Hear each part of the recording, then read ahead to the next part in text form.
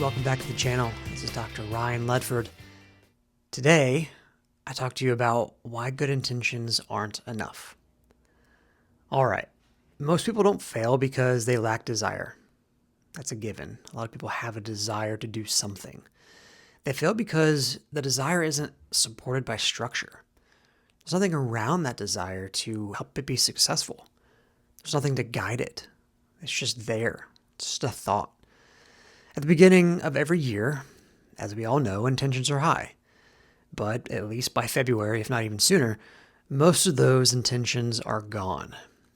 Today, I talk to you about why that happens and what actually helps intentions last, intentions to continue. First topic is the problem with intentions. So intentions feel meaningful because they're emotional. We all have emotions.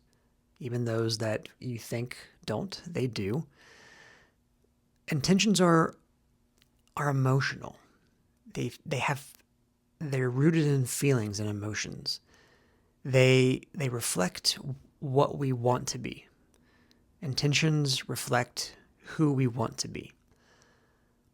Unfortunately, intentions depend upon emotion. A lot of times they depend on mood.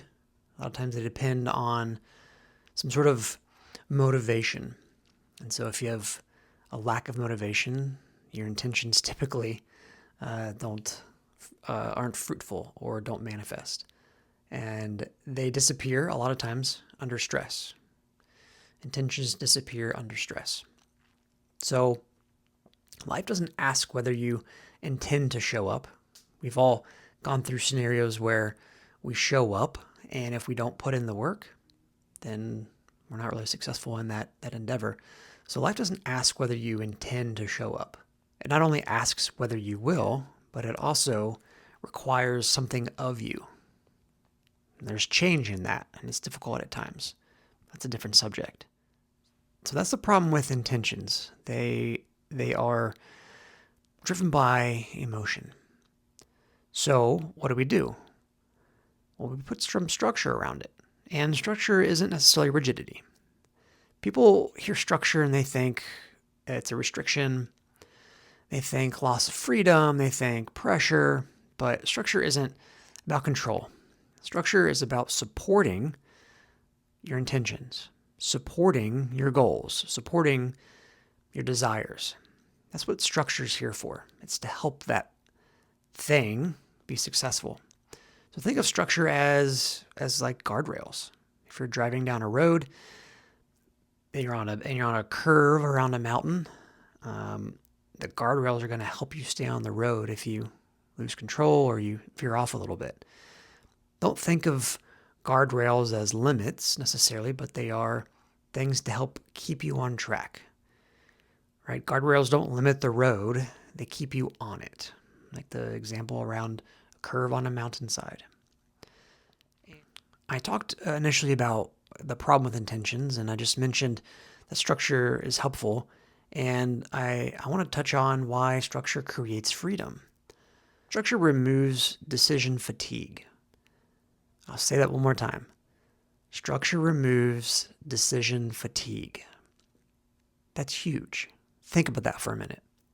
If you have a process in place that can help you decide, then the options are fewer and you have a higher likelihood of making a quicker decision, a more thoughtful, appropriate decision. Structure removes decision fatigue. It also reduces friction. It also creates consistency when motivation is low. And here's a freebie. Discipline is what you want to cultivate, what you want to build. Motivation, it comes and goes. Discipline eats motivation for breakfast. That's a freebie. So the goal in structure isn't living a perfect life. None of us have been perfect. None of us will be perfect. The goal is to live a repeatable life. Structure helps you live a repeatable life. And for me, as a Christian, a repeatable life looks like what Jesus talked about. The goal for me is to repeat that day in and day out. And that's what structure helps me with, is that repeatable life. And that's where growth starts to happen. That's where growth actually happens, is that repeatable process.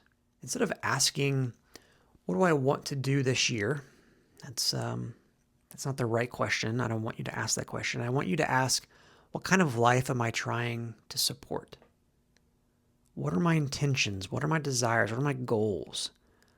What kind of life am I trying to support? Then build structures around that. Build supporting frameworks around that. Guide rails, guardrails, structure to help you support that goal or your next motivation, whatever it may be. Today's topic was why good intentions aren't enough. I gave you a quick couple guide items that helps you understand the problem with intentions, the idea that structure isn't rigidity, it's actually support, and it helps you in the process, and why structure actually creates freedom, and then a simple reframe to get you in the right mindset of taking one step at a time and putting proper structure in place to help you be successful. Again, I thank you for listening today. I hope you enjoyed this discussion about intentions. If you have any questions, please comment below, like and subscribe. And again, this is Dr. Ryan Ledford. Be faithful, be trustworthy, keep going.